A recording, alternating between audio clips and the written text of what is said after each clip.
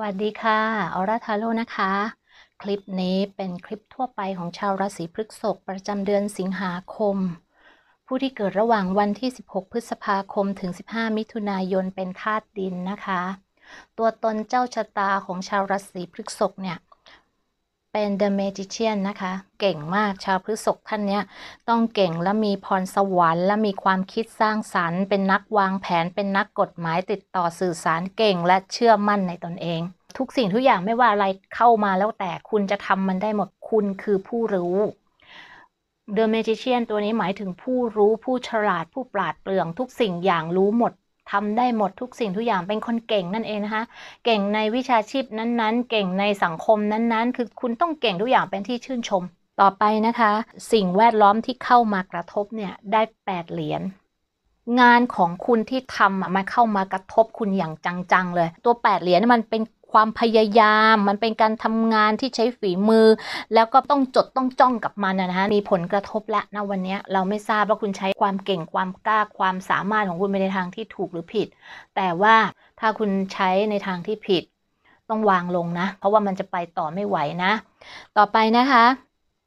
สิ่งที่คาดหวังได้7ถ้วยเป็นหลากหลายความคิดและก็ยังเลือกไม่ได้แผน1แผน2แผน3แผน4แผน5แผน6แผน7คือมีไว้หลากหลายมากเพื่อจะหยิบมาใช้ให้จงได้อะตรงไหนก็ได้ถ้าเกิดมันเกิดอันนี้ฉันจะต้องช้ำอันนี้ถ้าไม่เกิดอันนั้นฉันจะต้องไปเอาอันนี้มาใช้คุณจะคิดตลอดก็อย่างว่านะคะคุณเป็น The Magician The Magician นั้นต้องเก่งสาขาวิชาชีพนั้นๆหรือเก่งทุกด้านเลยถ้าเราอยากรู้สิ่งใดเราจะไปหามันเราจะค้นคว้าจนกว่าเราจะรู้และรู้แจ้งกับมันอย่างเงี้ยรู้จริงกับมันอย่างเงี้ยไม่ได้รู้แค่ปลีกย่อยนะรู้รายละเอียดลงไปลึกยันแก่นของมันเลยนะคนเนี้ยแต่ละชิ้นที่เขาทำมาเนี่ยมันต้องดีไงฮะเพราะเขาทำด้วยฝีมือตัวเองและทักษะของตัวเอง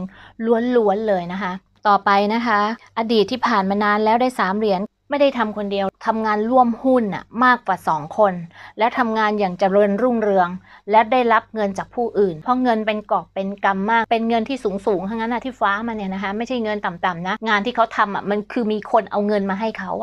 แล้วต้องมากด้วยเนี่ยค่ะมันขึ้นคือเงินจะต้องกองโตๆเลยต่อไปนะคะอดีตที่เพิ่งผ่านมาไม่นานเนี่ยเขาได้ราชินีถ้วยจะได้เจอผู้หญิงคนนี้จะมีลักษณะที่จดจ้องกับของตัวเองแล้วก็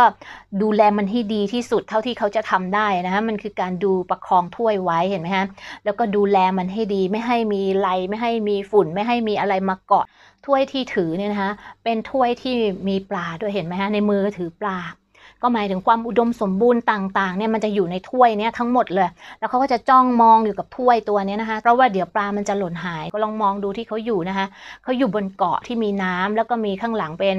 หินผานะคะเพราะฉะนั้นเขาจะต้องระวังทุกสิ่งทุกอย่างแม้แต่ถ้วยที่เขาถือในมือก็เหมือนถึงการพูดการเจรจาการคุยอะไรเขาจะต้องระวังไม่ให้สิ่งที่มีค่าหลุดลอดออกไปนะคนนี้จะต้องเป็นลักษณะนี้นะเพราะฉะนั้นเขาจะเป็นคนระมัดระวังตัวเป็นคนที่มีคารมที่ดีแล้วก็พูดจาดีต่อไปนะคะเหตุการณ์ที่จะเกิดขึ้นเร็วๆเนี้ยเขาได้3ไม้เท้าตอนนี้นะเวลาเนี้ยเราทำอะไรแล้วแต่เราสำเร็จอยู่แล้วเราไม่ต้องไปต่อเลยนะคะช่วงเนี้ยให้หยุดเพื่อรอดูหยุดเพื่อรอเวลาหยุดเพื่อรอจังหวะรอให้ทุกสิ่งทุกอย่างมันเคลียร์แล้วมันใสก่อนเราค่อยเดินต่อไปได้ถามว่าหยุดนานไหมออร่า3 ปีเนี่ยเราต้องหยุดตรงนี้เลยนะคะในการที่เราทำอะไรไม่รู้ตรงเนี้ยมันกระทบด้วยผลงานคุณฝีมือของคุณต้องหยุดงานนี้นะคะหยุดก่อนเพราะมันจะไม่สำเร็จต่อไปค่ะปัญหาที่คุณอยากจะแก้ไขคุณได้แฮงแมนนะวันเนี้ยเราเนี่ยมีความทุกข์ทรมานมีความลำบากกลืนไม่เข้าคายไม่ออกยอมจำนนกับเหตุการณ์ต่างๆเลยเอาล่ะแล้วเราจะแก้ไขมันยังไงได้มั่งเขาก็เลยบอกมาว่าให้คุณเนี่ยเปลี่ยนไปซะคือ1เหรียญเนี่ยมันหมายถึงจุดเริ่มต้นใหม่ของธุรกิจนะความก้าวหน้าชัยชนะต่างๆเนี่ยมันถึงจะมาหาคุณได้วันนี้คุณต้องเริ่มที่จะเปลี่ยนมันก่อนก็หมายถึงว่าให้ไปเริ่มธุรกิจใหม่ๆซะอย่าไปทำตรงนี้ต่อมันต่อไปไม่ได้มันต้องหยุดพักและรอจังหวะอีก3 ปีค่อยว่ากันถามว่าทำไมว่าถึงให้เวลานานถึง3 ปีงานไม่ใช่ธรรมดานะคะ8เหรียญนะคะเกือบ10เหรียญแล้วนะมันหมายถึงงานที่ทำมาแบบมุมานะและหวังที่จะได้ตรงนี้มากๆเลยถ้าเป็นเงินก็ต้องเป็นเงินก้อนที่โตมาก แล้วมันนำมาซึ่งปัญหาเขาแนะนำให้หยุดไพ่มันขึ้นมาเตือนอยู่ที่คุณนะคะคุณจะเชื่อหรือไม่เชื่อแล้วแต่นะถ้าคุณเปลี่ยนแนวเนี่ยเริ่มธุรกิจใหม่ๆเนี่ยความก้าวหน้าชัยชนะคุณก็จะมีเข้าไปอีกแต่คุณต้องหยุดงานนี้งานที่คุณกำลังทำอยู่เนี่ยเราไม่ทราบว่าอะไรจบมันเลยตรงนี้ค่ะมันเป็นแฮงแมนมันไม่สามารถที่จะไปอะไรได้เพราะว่ามันอยากแก้ไขตอนนี้คุณทรมานน่ะคุณอยากจะยอมจำนนคุณอยากจะไปให้มันพ้นจากตรงนี้แหละมันไปไม่ได้มันกลืนไม่เข้าคายไม่ออกมันทำอะไรไม่ได้คือมันเป็นผลของกรรมนะเราต้องบอกก่อนทุกสิ่งทุกอย่างที่มันบังเกิดขึ้นมาเนี่ยมันเป็นจากการกระทำที่เราทำคนฉลาดหรือคนโง่ก็แล้วแต่มันจะมีจุดจบเสมอว่าคุณทำอะไรมาถ้าเกิดคุณทำสิ่งที่ดีๆมาสิ่งที่ดีๆต่อให้คุณเป็นคนที่โง่มากๆสิ่งดีมันจะกลับไปหาคุณแต่ถ้าเกิดคุณทำสิ่งที่มันไม่ดีสิ่งไม่ดีมันก็จะกลับไปหาอยู่ที่เวลาอันพอเหมาะพอเจาะเท่านั้นเองค่ะไม่งั้นก็จะมานั่งเล่ากฎแห่งกรรมกันอยู่ทำไมอย่าประมาทค่ะทำดีไว้สวดมนต์ไว้ฟังไว้ต่อไปนะคะเขาบอกว่าสิ่งที่คิดอยู่ในใจเนี่ยได้9 ถ้วยความสุขและความสมบูรณ์ของฉันเนี่ยมันจะอยู่เหมือนเดิมไหมออล่าแล้วฉันเนี่ยจะลำบากไหม10 ไม้เท้าคุณว่ามันสบายไหม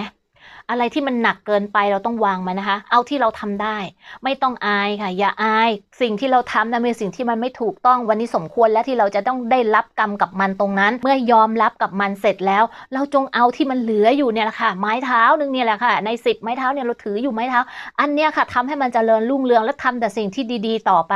อย่าได้ทำสิ่งที่มันไม่ถูกไม่ต้องเลยคุณก็เห็นอยู่แล้วมันมีการกระทำมันมีการแสดงคนเขาจะเบื่อเข้าใจไหมคะพอเวลาคนเขาเบื่อเขาจะเซ็งแล้วเขาก็จะไม่มองหน้าคุณอีกเลยต่อให้คุณจะทำดีเขาก็จะไม่มองนี่มันไม่ได้ว่าโทษว่าคนอื่นนะมันโทษที่ตัวเรายังไม่ยอมหยุดทุกคนเขาจะให้โอกาสคนเสมอแต่ถ้ายังไม่ยอมหยุดนะมันไม่มีโอกาสแล้วคุณจะบอกว่าอุ๊ยเขาแรงน้ำใจไม่ใช่คุณต้องกลับไปมองที่คุณทำว่ามันเหลือทนแค่ไหนถ้ามันเหลือทนคุณต้องยอมรับกับตัวคุณหายไปมันก็ต้องหายไปวะอย่างเงี้ยใช่ไหมก็อีกตอนที่เขาให้โอกาสเราไม่เอาเองนี่เราไม่รับเองนี่เราถือดีนี่ถ้ายังมีดีจะถือไปเลยค่ะแต่ถ้าเราไม่มีดีที่จะถืออะไรฮะถือไว้ทำไมยอมจำนนซะแล้วก็เริ่มต้นมันใหม่กับชีวิตที่มันดีๆชอบเป็น The Magician ก็ต้องทำในสิ่งที่มันถูกต้องสิคะ The Magician ดีๆเขาก็มีนะคะไม่ใช่ว่าเป็น The Magician แล้วมันต้องไม่ดีแต่คนที่เป็นไม่ดีก็มีเยอะเพราะว่าใช้ความรู้ไปในทางที่ผิดใช้ความฉลาดไปในทางที่เขาเรียกว่ากลโกงกลอุบายอย่างเงี้ยเพราะรู้มากกว่าคนอื่นใช้ช่องว่างตรงเนี้ยมาสอดเข้าไปให้ตัวเองเป็นผู้ชนะแล้วก็เรียกตัวเองว่าเป็นผู้ที่รู้ผู้ที่ฉลาดแล้วเก่งทุกอย่างอย่างนี้ก็ได้เพราะว่าทุกคนแหมชอบเหลือเกินคนชมว่าฉลาดเก่งเนี่ยมันยิ้มมันเปิ้มเราต้องรู้ตัวเราเองนะคะถ้าเกิดเราสมควรจะได้รับเราเป็น The Magician ที่ดี